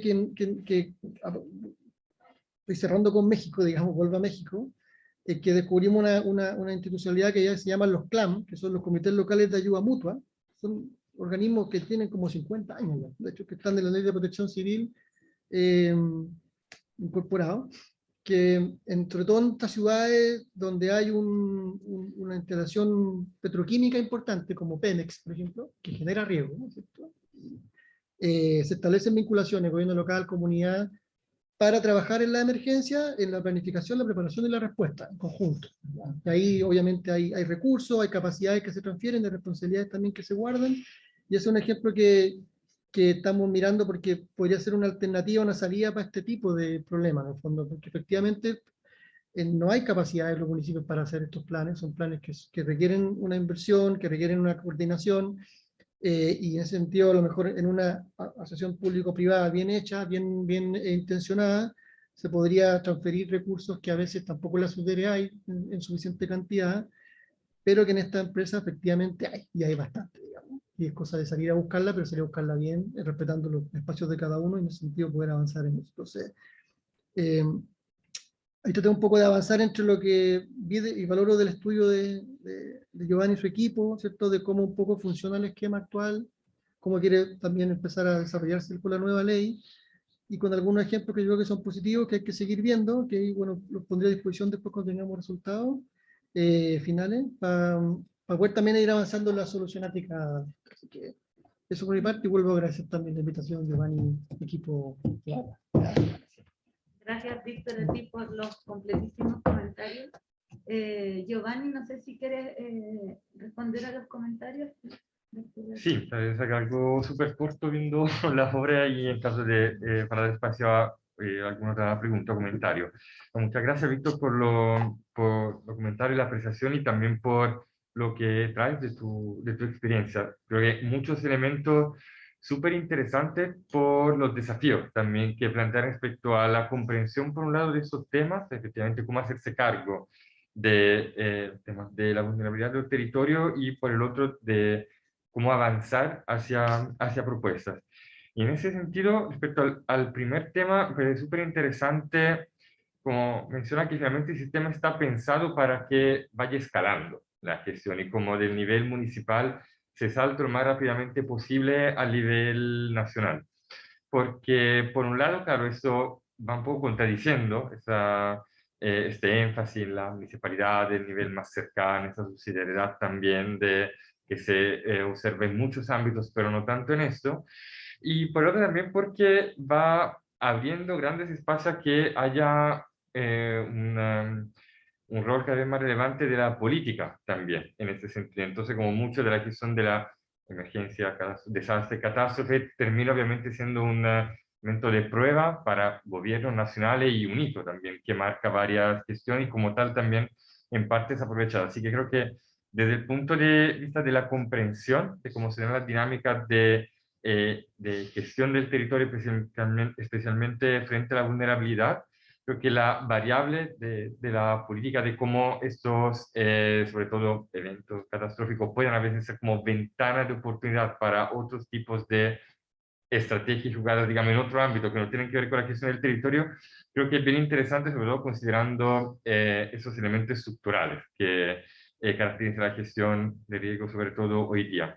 Y otro elemento que me parece súper interesante se refiere un poco a esas últimas experiencias que comentabas y posibilidades de avanzar hacia una mejor gestión del territorio y también involucrando otros actores. Y creo que bien interesante un poco el nexo con esta capacidad externa de las instituciones, capacidad de establecer relaciones, de mantenerlas, también de saber estar en ella.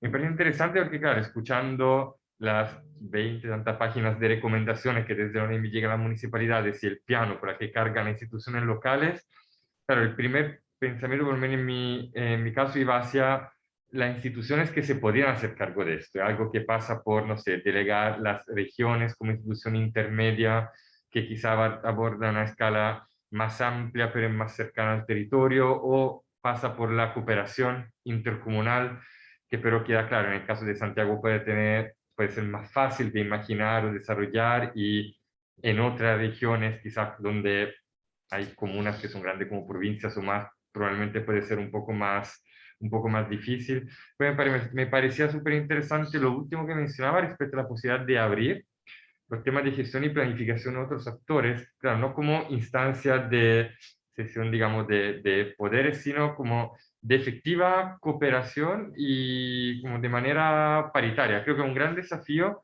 porque implica, bueno, poder configurar bien esos espacios, requiere también una formación ética no menor por los administradores locales, por los planificadores, por quienes estén ahí y que no termine, digamos, siendo una instancia de justificación, digamos, de validación de otros intereses, pero disfrazada, digamos, de aporte a la comunidad.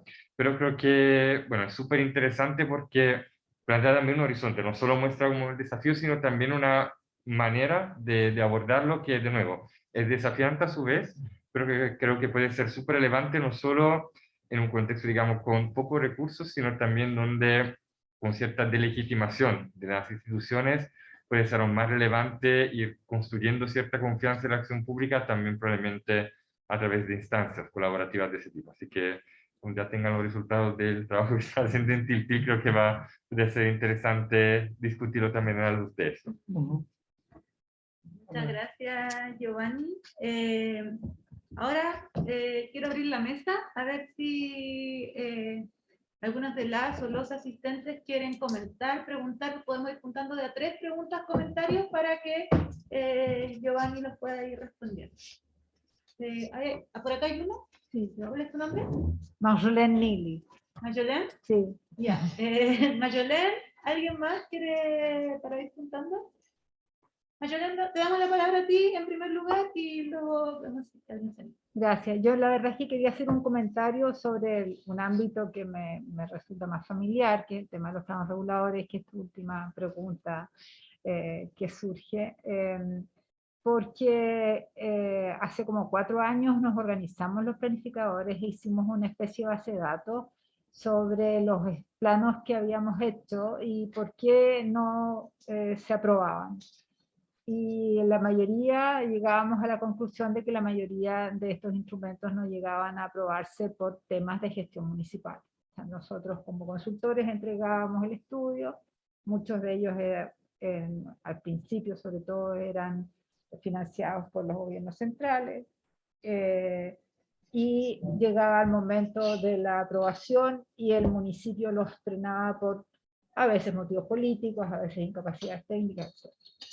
Eso ha cambiado hoy día en el sentido de que los contratos incluyen la fase aprobatoria, sin embargo no ha mejorado el resultado final. Seguimos teniendo muchos estudios que naufragan en esta etapa.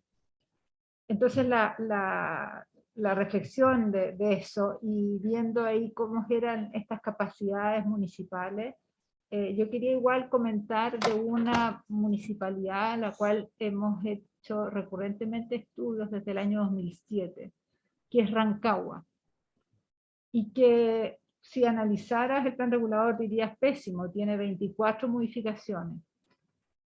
Sin embargo, ellos han tenido la capacidad de ir incorporando estas primeras recomendaciones que hicimos en el marco. No, todos miramos si no está Roberto Mori cuando estaba hicimos un estudio de tendencia para Lanca. Y ahí establecimos una planificación a larguísimo plazo con instrumentos indicativos, y ellos han sido capaces en este tiempo de ir gestionando estas herramientas que ni siquiera existen en nuestra institucionalidad, para ir haciendo ya vía modificación de plan regulador, vía inversión, vía cualquier sombrero que se les acomode. Y no está, yo pienso que no estaría dentro de los índices que podríamos decir, mira, esa municipalidad tiene un TIC de esa capacidad de gestión. Igual es una municipalidad grande, con una planta municipal capacitada, con departamentos de planificación importantes.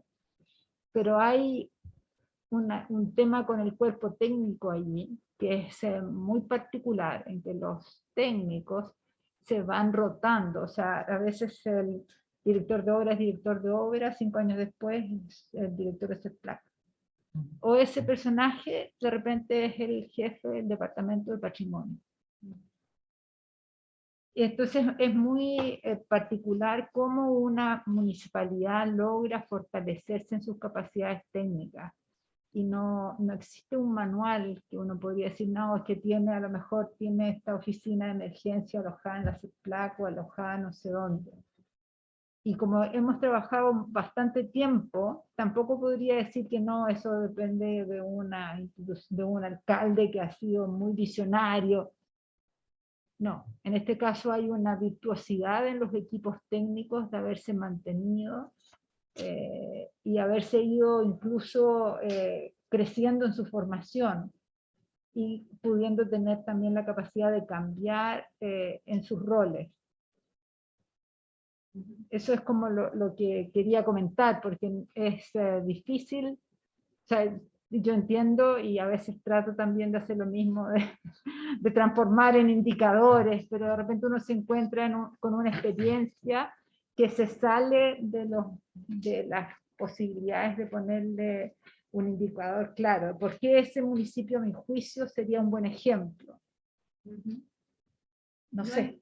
Deja ver si hay un par de preguntas más antes de volver, Paulina, y espérate, no sé si la mano. Sí, yo quería comentar, y gracias también, muy buena la exposición de ambos. Quería comentar respecto al tema de la escalaridad que hablabas tú, de esto pequeño y grande, en el fondo, que es la administración territorial. Yo he tenido la posibilidad de trabajar en ambas escalas. Y a nivel local, es bien interesante lo que pasa en lo cotidiano, ¿no? En cómo las comunas, a través de los municipios, están permanentemente en operación en el territorio. Y eso es algo que uno no ve como ciudadano. Uno circula, ¿no? Pero se se rompió una tapa de algo, se cayó un cable y eso hay que cortar una rama de un árbol y eso va generando pequeñas detonaciones cotidianas. Todos los días está pasando algo que convocan a diferentes direcciones del municipio.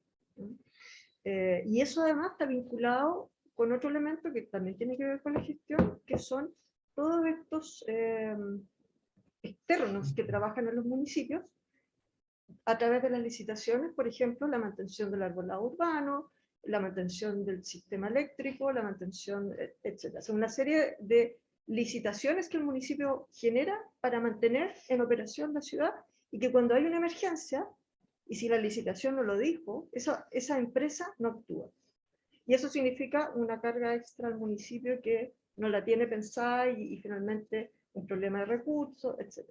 Y ahí viene la planificación y llega la SECPRA y dice hay que hacer un proyecto y rápidamente sacan un mono, ¿no es cierto? Y tratan de resolverlo lo antes posible por mientras la emergencia está ahí, ¿no? Y está el problema comunitario. Entonces, lo que quiero decir con esto es que eso está pasando todo el tiempo. En el fondo hay una sinapsis ahí de acciones que nadie ve, pero que cuando llegan a un punto de escalada, por ejemplo, cuando hay un incendio en un campamento, eso ya aparece en la noticia. Y eso sí genera una escalada, etcétera, y sigue avanzando. Y el municipio trata de resolver también un problema que, por otro lado, empieza a ser político. Así que, ¿qué hacemos con los campamentos? Un problema eléctrico de sobrecarga, genera un incendio, puede matar a una persona, le formalizamos la conexión eléctrica a toda esta gente que está en un estado regular. Entonces, bueno, eso está pasando todo el tiempo y yo creo que los municipios tienen una planificación a propósito de la gestión y las capacidades técnicas, una planificación que está estructurada, que tiene presupuesto y que tiene un plan, digamos, y tiene un cotidiano que lo va sacando de la planificación de manera permanente. Entonces, cuando hay problemas de plan regulador, que los conozco muy bien, pasa que no es la prioridad, porque eventualmente el territorio es muy vulnerable y el día a día se los va comiendo. Y por otro lado existe el problema también de aquello que es lo que es prioritario en términos de entendimiento para la comunidad. ¿Qué es prioritario? Que me tapen la tapa que se salió, o que hagan una planificación de que yo no tengo idea de qué se trata, ni cómo me va a afectar, y a mí qué me importa. Entonces hay un juego ahí en los municipios que yo creo que es súper interesante de estudiar en términos de sistema, cómo opera, que podría eventualmente dar la respuesta. Yo creo que los planes reguladores sí, y sobre todo en lo que tiene que ver con la gestión del recurso público. Es decir, mientras más justificación para la inversión, un plan regulador, un PLADECO, obviamente esa inversión va a ser mucho más justificable y por lo tanto el recurso más capturable. Entonces, probablemente en términos de infraestructura va a haber mucho más recursos. Por lo tanto, el plan regulador es fundamental. Pero si el plan regulador entra, como dice Marjorie, al tema como de gestión local, ¿no? Sin duda va a tener mucho más modificaciones, porque va a ir reconociendo el cotidiano del territorio, que uno, en las circunstancias en las que estamos hoy día, de incertidumbre, el plan regulador no puede ser un plan estático de 20 años. Entonces, eso también es, yo creo que un indicador súper potente de gestión y como de reacción frente a la respuesta que se requiere ahora, en el momento de la emergencia. Muchas gracias, Paulina, por tus comentarios. Yo tenía una pregunta bien cortita. Quería agradecer las dos presentaciones, o la presentación y el comentario de Víctor. Tenía una pregunta para Víctor, que cerró su intervención haciendo referencia a la reducción del riesgo de desastre, y ahí quería preguntarte por tu opinión de la nueva ley del SINAPRED, como las limitaciones que le ves y las potencialidades con esto, porque tú decías que está introduciéndose, ¿cierto?, como la reducción del riesgo de desastre como una línea de gestión transversal y permanente en las municipalidades, con este como nuevo lenguaje desde la planificación, la ley, ¿cierto?, que incorpora estos planes de reducción del riesgo de desastre. Entonces quería preguntarte como qué limitaciones le ves y qué potencialidades. Ya. Ya, voy a tratar de ser, sí, Vamos a dar la palabra a Giovanni primero para que responda los dos primeros comentarios y luego la palabra a ti para que te responda. Bueno, muchas gracias por los comentarios, Marilyn y Paulina. O sea, es súper interesante lo que mencionan. De hecho, hace algunas semanas tuvimos un conversatorio que moderaron Patricio y Gabriela, activista del proyecto, que hablaba exactamente de lo que esconden los indicadores. Entonces, de todas esas realidades que mencionaban que efectivamente no aparecen necesariamente como cristalizados en números que dan cuenta de performance, de recursos, de capacidad, sino que hay algo más. Y Rancagua creo que es un caso emblemático, lo conozco un poco más desde el caso del campo de la movilidad, sabiendo que la comuna que se ha transformado en una especie de Copenhague de Chile, como ya logrado aprovechar mucho también, no sé, la pandemia, por ejemplo, para promover transformaciones temporales en muchas ciclovías, etcétera. Entonces, ahí probablemente hay un tema que tiene que ver con cómo funciona la organización de la institución, con temas, creo, de cultura organizacional, con temas que efectivamente van más allá de lo que se pueda quizás ya solo formalizar, un plan, porque igual un plan se puede considerar como algo que guía la acción de instituciones, efectivamente como proyecta como una imagen, un horizonte deseable, pero hay probablemente temas que efectivamente como van más allá se refieren probablemente, imagino, a prácticas, a también un específico contexto que debe mostrar, me imagino, condiciones distintas respecto a otra. Ahora, interesante, me parece que el comentario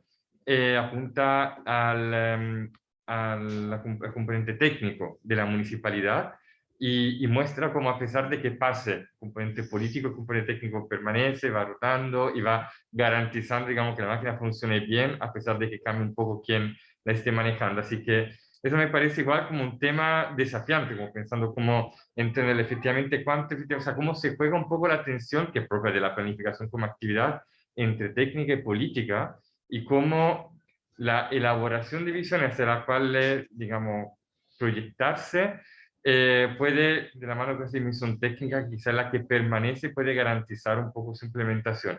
Eso me parece interesante pensando también un poco en lo que comentaba Paulina y de nuevo cómo tratar de conciliar estas dos dimensiones de gestión de planificación y estos horizontes también, que finalmente está hablando del horizonte cotidiano, del ir a solucionar la intersección que se ha inundado versus planificar para una ciudad resiliente, versus planificar para la intervención que en 2 años más me permita salir electo de nuevo en las elecciones. Entonces, como hay varios horizontes temporales ahí, y de nuevo, creo que eso efectivamente es muy desafiante porque veo que hay dos dimensiones quizás para abordarlo. Por un lado puede ser lo de estudiar los casos específicos como, y ver dónde efectivamente cuando resulta, cómo funciona, cómo se da un poco este manejo de diferentes dimensiones, horizontes temporales, actores, etcétera, y cómo se da el funcionamiento de instituciones más allá de lo que puedan ser ciertas condiciones estructurales que pero explican solo en parte su funcionamiento.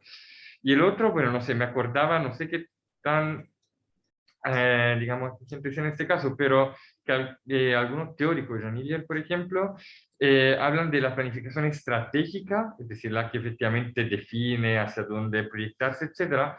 Habla de eso, pero como un ejercicio de navegación. Entonces, no algo donde el recorrido ya está trazado, sino donde efectivamente se va también descubriendo momento a momento hacia dónde puedes orientar, cuál es la dirección mejor para ir, digamos, acercándose por lo menos a cierto horizonte. Entonces, ahí quizá una manera para vincular esta dimensión a la gestión. No son dos elementos en contradicción, sino quizá elementos que se pueden ir complementando.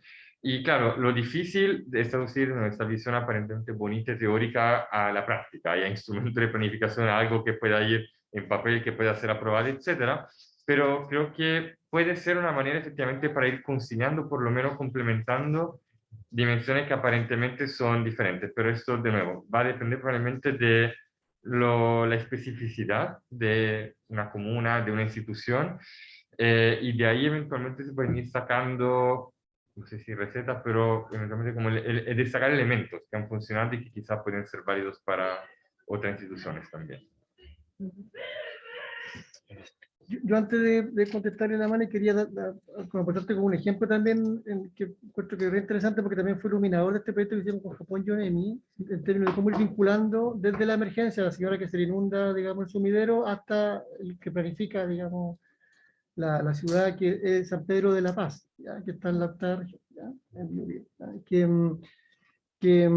Partiendo de un problema particular y recurrente, que era las inundaciones por lluvia, realmente en una zona con humedales, digamos, que es bien particular ahí en geográficamente, fueron poco a poco internalizando desde la emergencia a la reducción del riesgo y a la inversión, por ejemplo, de sistemas de tratamiento de agua y lluvia asociado a soluciones para la naturaleza, digamos. Entonces hicieron toda esa cadena y le fue bien, digamos, porque vincularon el plan de emergencia con el plan de reducción de riesgo, con el PLADECO y con los planes de inversión, digamos. Y lograron obviamente el financiamiento de serio para hacer una infraestructura bien interesante, que es bonita y todo, incluso para ir a ver y todo, pero que es un ejemplo re interesante de cómo se vincularon estos instrumentos, ¿ya? Y cómo ellos, como oficina de gestión de riesgo, lograron meterse en la planificación de la comuna, en un tema que no era o sea, venía desde su dolor, digamos, de estar todo el día con motobomba sacando el agua, pero con una visión de planificación, interlocutar con los planificadores que toman las decisiones del presupuesto, ¿ya? O por lo menos para postular las plata,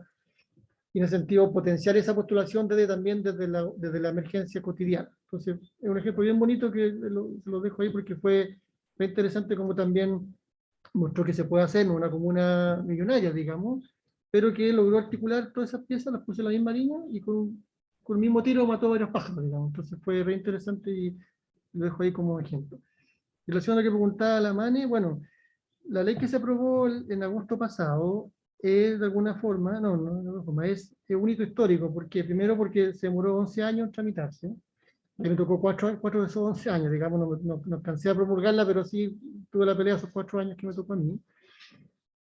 Pero viene a reemplazar una ley, entre comillas ley, que es del año 74, digamos, cuando no teníamos Congreso, o sea, fue una ley hecha en dictadura, ¿cierto? La ley que ONEMI, que estructuraba ONEMI como ONEMI, es una ley que se hizo en el año 74, digamos.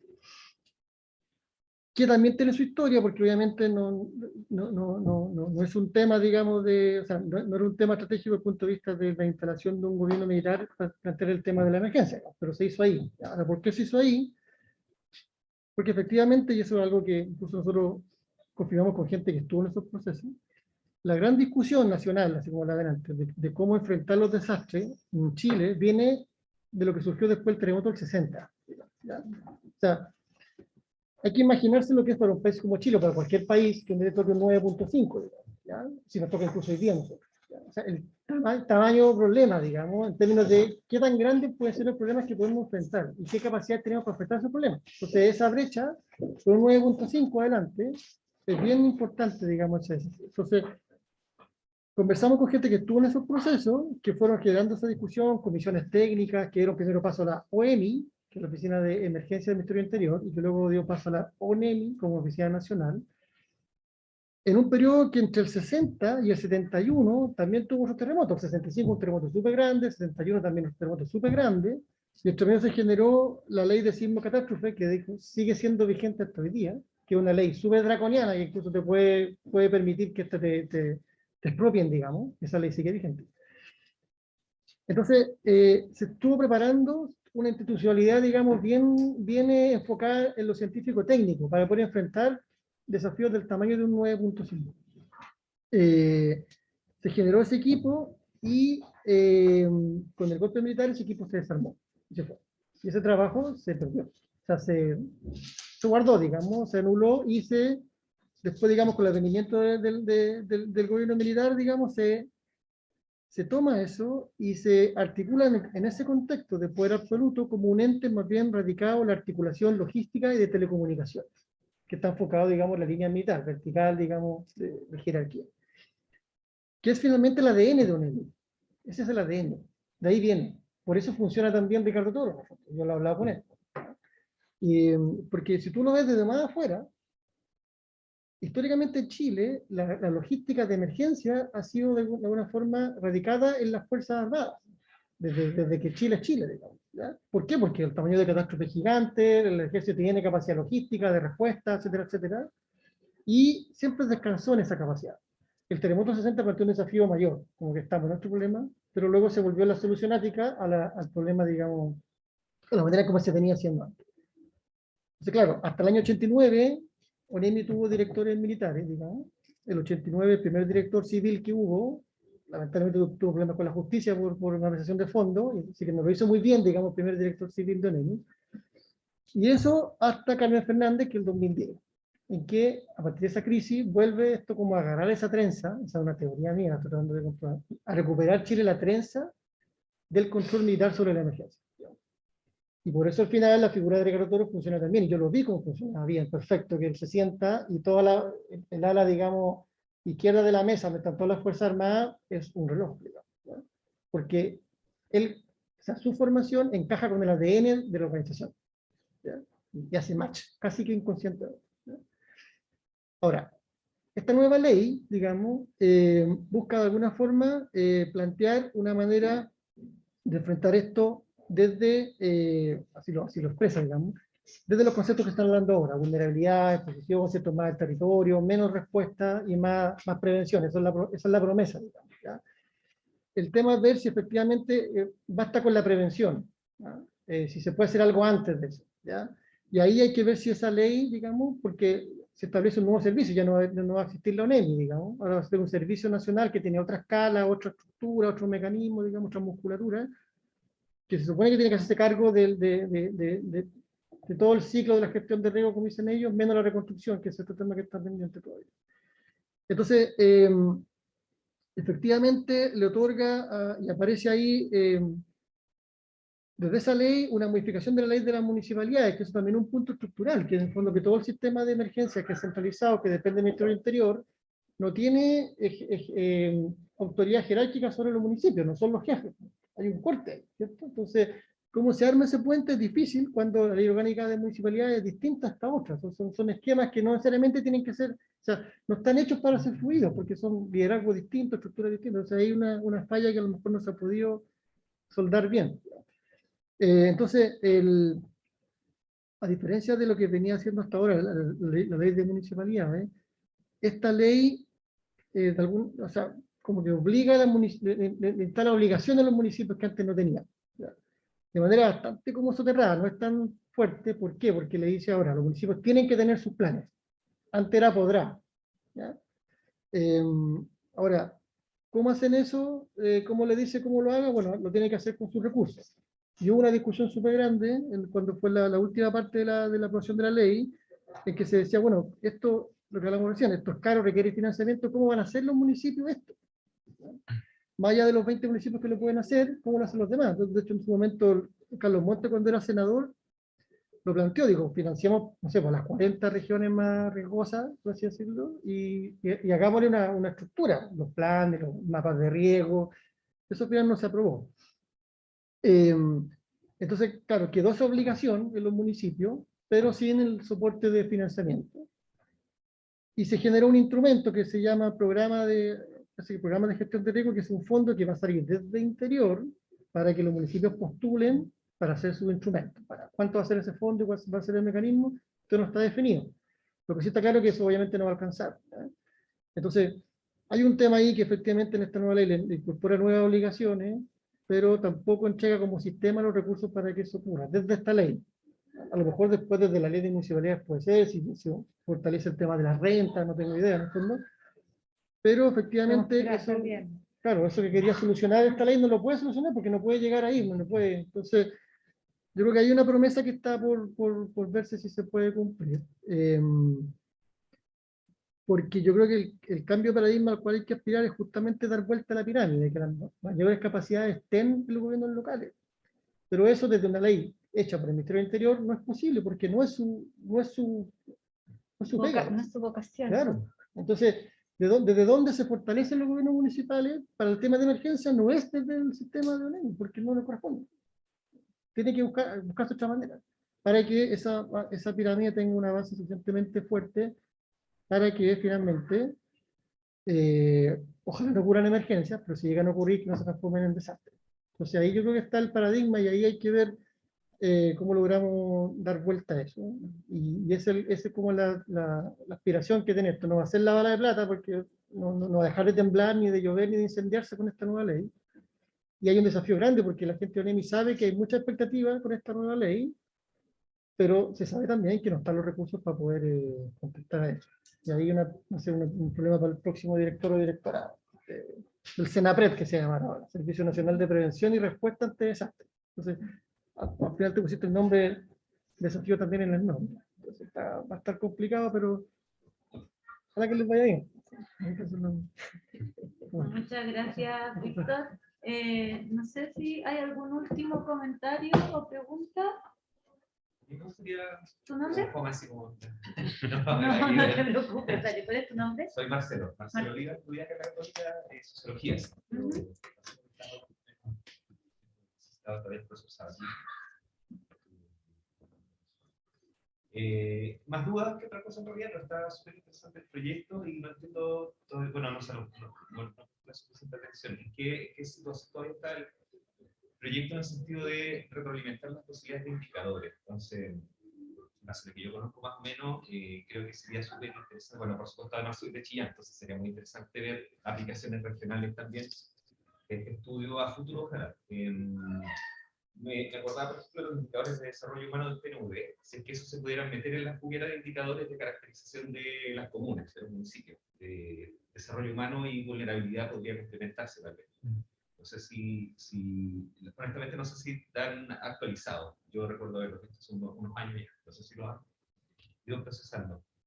Lo otro que también por el tema como de la disciplina, y la crítica que la propia disciplina se hace a sí misma en el debate de la agencia y la estructura, entiendo del estudio, de la propuesta, que hay una forma de entender que las capacidades son institucionales y las vulnerabilidades son de los grupos humanos.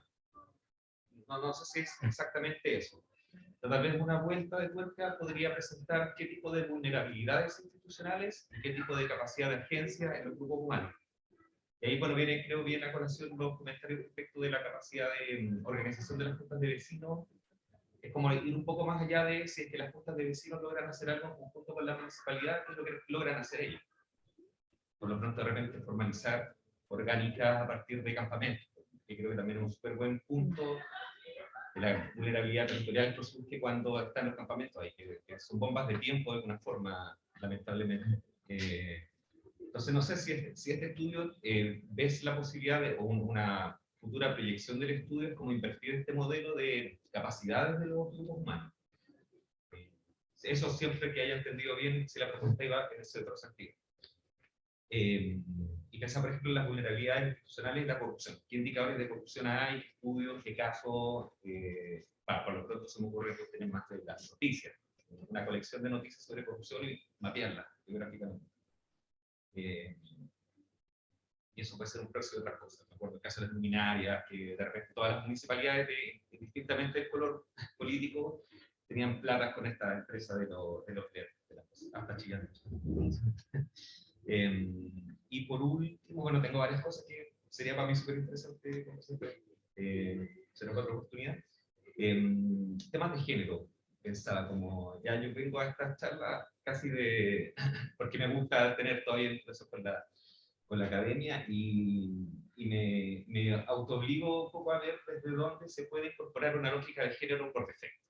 Entonces creo que hay cuestiones de vulnerabilidad, las poblaciones, digamos, los grupos de mujeres, poblaciones, grupos de menores son por defecto catalogados como grupos vulnerables. Entonces no sé si hace sentido ese alcance y si hace sentido ver si ves alguna opción de incorporar alguna perspectiva de género en el estudio, que no quede subsumida en esto que ocultan los indicadores de vulnerabilidad.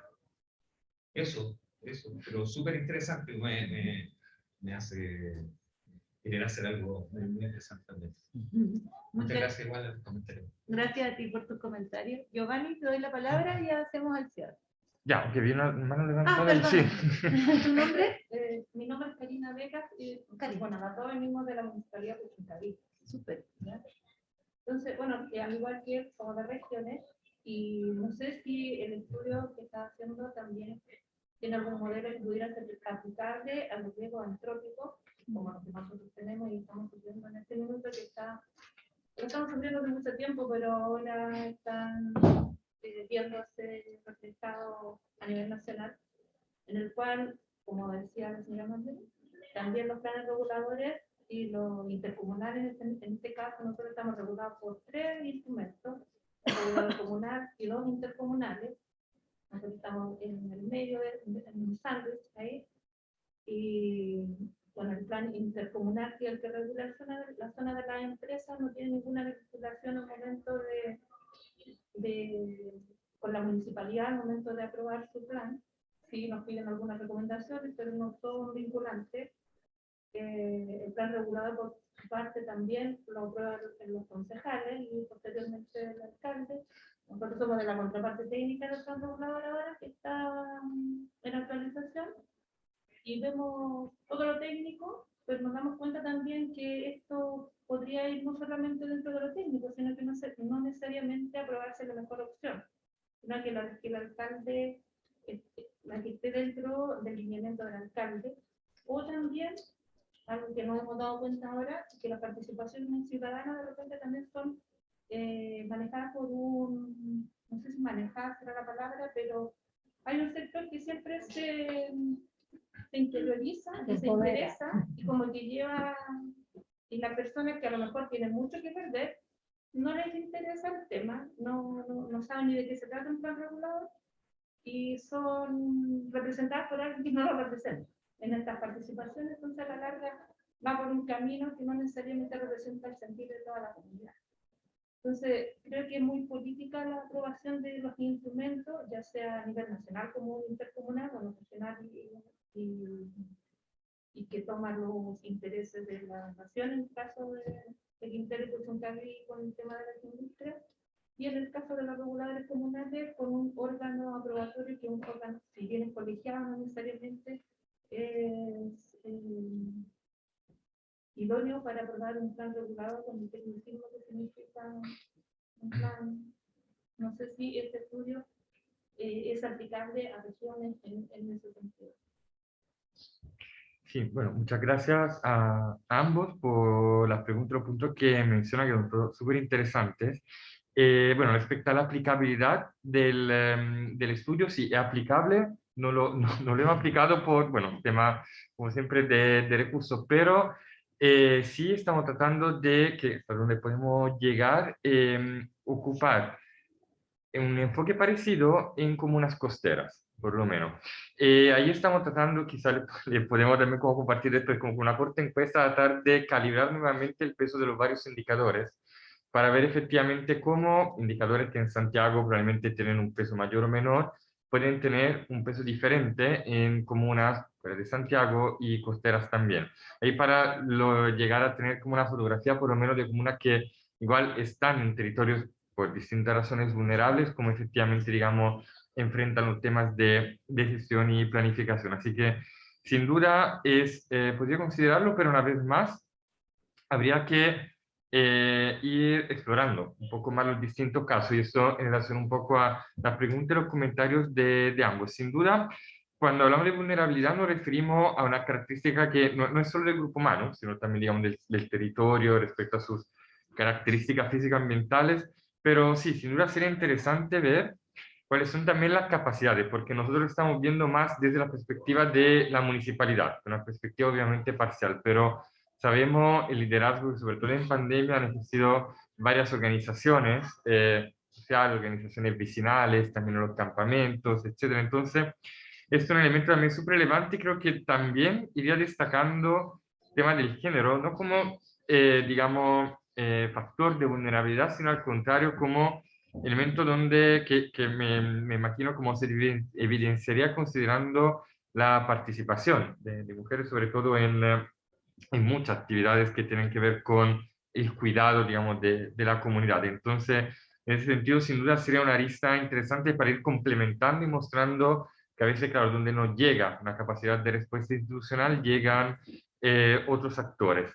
también sería interesante, claro, ir agregando otros elementos al índice, también considerar temas de corrupción, etcétera, pero bueno, eso creo que sería interesante como a futuro para un desarrollo como más profundizado. Y respecto al caso de, bueno, que mencionábamos de Puchuncaví, creo que hay varios desafíos efectivamente ahí que se plantean. Bueno, primero que nada respecto ya al qué hacer. De hecho, el semestre pasado con los estudiantes del taller de planificación, estudiantes de magíster, de los magíster de acá, trabajamos con zonas de sacrificio y Quintero Puchuncaví era uno de los casos.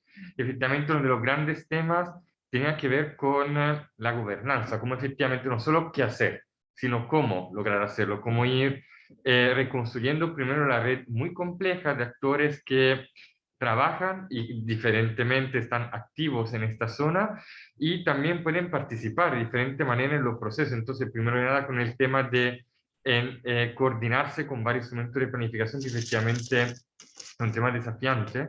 Ahí creo que interesante ver efectivamente cómo se van construyendo las relaciones, más allá de lo que han ido estableciendo históricamente instrumentos, digamos, que están a un nivel superior respecto a los de a los instrumentos comunales, pero ver si más allá de lo que pueden establecer instrumentos de planificación también no muy actualizados, el hecho de ir construyendo nuevas relaciones, por ejemplo, ahora que es un gobernador electo, no solo un intendente regional, etcétera, si esto efectivamente va cambiando y reconfigura en parte estas relaciones.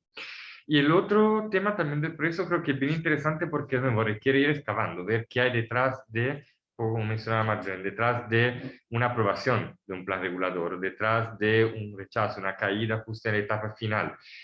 Siempre hay temas y dificultades que tienen que ver efectivamente con quienes efectivamente participan, cuánto, sobre todo además en contextos donde hay intereses muy fuertes, puede ser aún más complicado. Recuerdo que el año pasado en Quintero, eso sí, habían como diferentes representantes de la ciudadanía, desde los que efectivamente se oponían a la actividad de los del complejo industrial, a los que finalmente estaban medio conformes porque igual dentro de algunos fondos, los que podían postular, etcétera, se lograba dar respuesta a alguna otra exigencia, aunque no de la manera óptima. Así que ahí también, eso me parece, en su momento me llamó mucho la atención porque demuestra, quizás desde el poco conocimiento del territorio, que efectivamente las realidades son mucho más complejas, mucho más allá de blanco y negro y contraposición entre grupos de actores, sino que efectivamente hay frentes más complejos y de nuevo, eso creo que requiere analizar los específicos casos porque permite también entender cuál es la solución.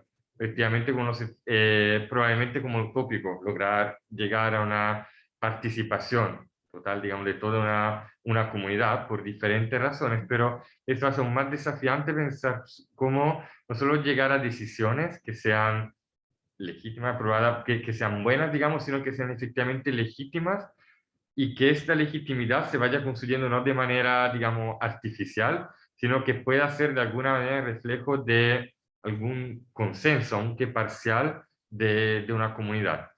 Y no sé en este sentido, para quizás ir cerrando, si frente a problemas como emergencia, como puede ser como la de Puchuncaví, el hecho de que uno esté enfrentando claramente una situación, digamos, compleja y problemática, puede ser paradójicamente como la ocasión para esforzar y para exigir más actores que normalmente es más difícil hacer participar en proceso y al mismo tiempo para hacer participar más a una ciudadanía que igual puede no siempre estar interesada por diferentes razones y terminar, digamos, validando, aunque con su silencio, que ciertas decisiones que no van necesariamente a favor de lo que son sus intereses. Pero, de nuevo, siento que esta es una posición necesariamente parcial y teórica y requiere obviamente como estar en el terreno y ir acercándose a los casos más allá de lo que puede ser la categoría con lo que uno puede tratar de analizarlos. Muchas gracias, Giovanni, por los comentarios ya finales. Agradecemos nuevamente la asistencia de todas y todos en esta instancia. Agradecemos en particular los comentarios de Víctor, bastante completos.